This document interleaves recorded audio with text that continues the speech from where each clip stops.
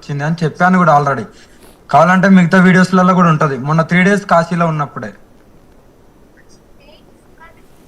ఇప్పటికీ మీరంటేనే ఇష్టం అని చెప్తోంది వర్షిని, మీతోనే జీవితం అంటోంది. అదే నాన్న, నేనేమంటున్నా నాన్న, ఆమె ఆమె అనుభవించిన నరక యాత్ర వేడే ఆడపిల్ల అయితే ఎప్పుడో సూసైడ్ చేసుకుంటారు. ఓకే, ఈ పాటికి ఇంత దూరం ఉండరు. కానీ ప్రాణం విలువ అంటే ఏందో చెప్పాను, ఎలా బతకాలని చెప్పాను. నీకు ఎక్కడ ఇష్టమవుతుందో అక్కడ బతకచ్చు. సభ్య సమాజంలో చనిపోవడమే గొప్ప కాదు. మేమంటే మాకంటే సర్వస్వం పోయింది కాబట్టి మాది వేరు. కానీ ఎక్కడుండైనా సరే బతకచ్చు.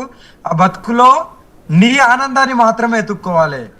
ఎవరో ఆనందం ఇస్తాడు, లేకుంటే ఎక్కడికో పోతే ఆనందం దొరుకుతానే భ్రమ అని చెప్పాను. అప్పటి నుండే ఆమె రిలీజ్ అయింది.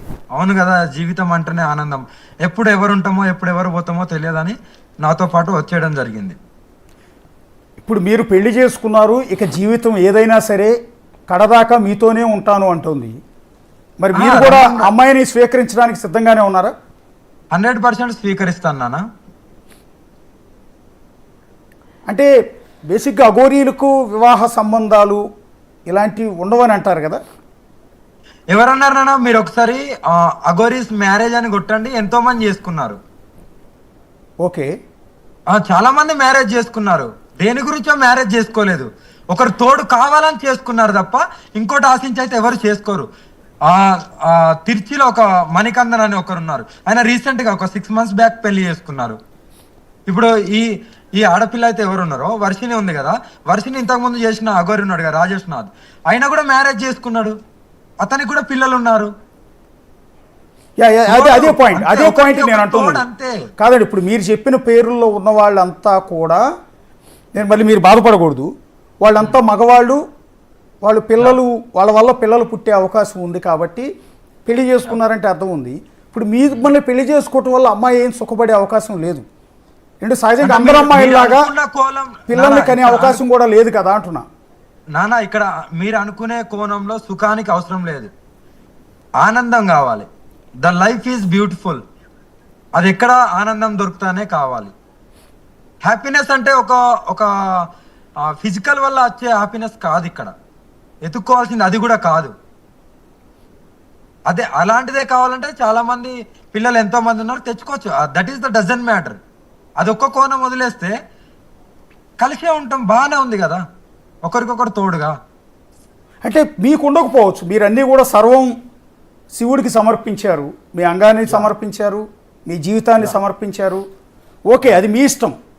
కానీ అమ్మాయి కొన్ని ఫిజికల్ నీడ్స్ ఉంటాయి కదా, ఒక ఆడపిల్లగా ఒక ఏజ్ వచ్చిన తర్వాత మీకు ఉండకపోవచ్చు. మీరు ఆ డెసిషన్ తీసుకున్నారు, మీ జీవితాన్ని అర్పించేశారు.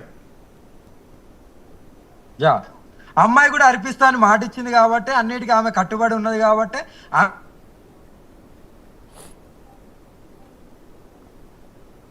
ఒక్క నిమిషం మ్యూట్ పడిందండి, మ్యూట్ పడింది. పిల్లలను ఆడించాలి అది అంటే ఓకే, మ్యూట్ ఏం లేదు నాన్న. చెప్పండి. పిల్లల్ని ఎక్కడికెళ్ళో దత్తత తీసుకొని హ్యాపీగా, అంతే తప్ప అదొకటి ఉండదు. అంటే ఇప్పుడు అమ్మాయి అంటుంది ఏంటంటే, అసలు ఎందుకమ్మా, నేను అడిగా, మీరు చక్కగా ఒక మగాడిని చూసి పెళ్లి చేసుకుని పిల్లలు కానీ హ్యాపీగా ఉండొచ్చు కదా అమ్మా అంటే, నాకు వద్దండి, ఆ సుఖాలు నాకు అవసరం లేదు, ఆ పిల్లలు నాకు అవసరం లేదు, నాకు అఘోరి అమ్మలో ఒక స్వచ్ఛత కనపడింది, ఒక నిజాయితీ కనపడింది, ఆమెతో నేను హ్యాపీగా ఉంటాను అనిపించింది, అందుకని నేను ఆయన చూజ్ చేసుకున్నాను అంటోంది. అంతే కదా, ఎవరు ఎప్పుడు ఎలా మారుతారో, ఎవరి డిసిజన్ ఎవరి తోడు ఉండాలనేది ఉంటాం.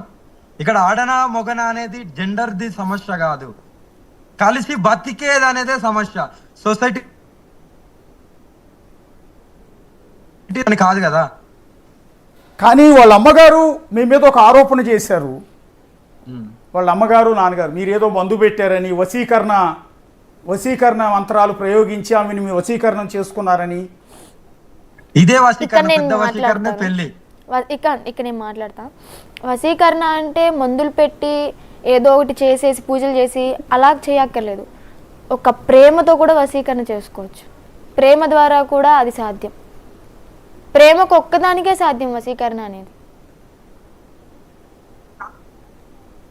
అంతేనమ్మా అఘోరి అమ్మ?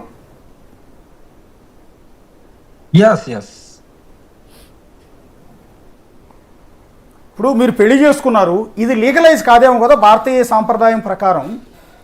సాంప్రదాయాల ప్రకారం గే హక్కుల కోసం కూడా రీసెంట్గా సుప్రీంకోర్టు ఏదో జడ్జిమెంట్ ఇచ్చినట్టుంది. ఇప్పుడు ఆడవాళ్ళు చేసుకోవచ్చు అని ఉంది నాన్న. ఆడవాళ్ళు చేసుకోవచ్చు అని ఎక్కడో ఆర్టికల్స్ ఉన్నాయి చూడండి. ఓకే, మీరు ఇప్పుడు ఆ కోణంలో మీకు రైట్స్ ఉంటాయి. ఒక మాట, ఎవరో సభ్య సమాజం ఏదో అనుకుంటదని మేము కాదు కదా. సభ్య సమాజం వాళ్ళే ట్రస్ట్ బట్టి ఉన్నారు, వాళ్ళకే తీర్చుకోవడానికి ఒకరికొకరి సుఖాలు పంచుకోలేక దరిద్రంలో బతుకున్నారు. అయినా మమ్మల్ని ప్రశ్నించడానికి వాళ్ళెవరు? అంటే మీరు అన్నది కరెక్టే, అది ఎగ్జాక్ట్లీ నేను యాక్సెప్ట్ చేస్తాను. సమాజం గురించి మీరు పట్టించుకోవాల్సిన అవసరం లేదు, ఎందుకంటే మీరు తప్పు చేయట్లేదని భావిస్తున్నారు కాబట్టి. సరే ఓకే, కానీ చట్టాలు అని ఉంటాయి, లీగలైజ్ కావాలి కదా. రేపు పొద్దునప్పుడు ఆ అమ్మాయి మీతో పాటు ఉంది, అదే లీగలైజ్డ్, మీకు చట్ట ప్రకారం మీకు హక్కు ఉండి రేపు మీ భార్య అయి ఉంటే, మీరు మొన్న వాళ్ళ అన్నయ్య వచ్చే విష్ణు అనేవాడు వచ్చి కొట్టి తన్ని తీసుకెళ్ళిపోతుంటే మీరు ఆపగలిగేవాళ్ళు, ప్రొటెక్షన్ ఉండేది కదా మీకు. మొన్న మీకు అమ్మాయిని తన్ని తీసుకెళ్ళిపోతున్నప్పుడు మీరు ఆపగలిగేవాళ్ళు కదా, ఒకవేళ చట్ట ప్రకారం మీకు హక్కు ఉండుంటే. అక్కడ వాళ్ళ తల్లిదండ్రి గురించి ఆలోచించాను, ఓకేనా. వాళ్ళు ఏడుస్తున్నారు కానీ ఆలోచించాను, అదొకటే కొనం. అలాంటి నేను చెప్పాను కూడా, ఒకవేళ మీ తల్లిదండ్రికి చెప్పు, ఒప్పుకోలేకపోతే నీ డిసిజన్ మీదనే ఆధారపడి ఉంటుంది. సో యాజ్ ఆఫ్ నౌ మీ ఆలోచన ఏంటండి? ఇప్పుడు అమ్మాయి మళ్ళీ సేమ్ మంగళగిరి నుంచి వాళ్ళ అమ్మా నాన్న దగ్గర నుంచి విష్ణు దగ్గర నుంచి ఒక విధంగా చెప్పాలి అంటే తప్పించుకుని ఎక్కడో నా హైదరాబాద్ వచ్చింది, బహుశా మిమ్మల్ని ఎదుర్కొంటూనే వచ్చినట్టుంది. ఏంటి మీ భవిష్యత్తు కార్యాచరణ, ప్లాన్ ఆఫ్ యాక్షన్ ఏంటండి? అదే నన్ను నమ్మి వచ్చింది కాబట్టి 100% ప్రొటెక్షన్ చేస్తాను. మా ఇంటికి కూడా నేను ఇప్పుడైతే అట్లా లేను, నేను ఢిల్లీకి దగ్గరలో ఉన్నాను. ఢిల్లీ నుండి బయలుదేరాను కూడా, ఎప్పుడో ఆగ్రా దాటాను, ఆగ్రా క్రాస్ చేశాను.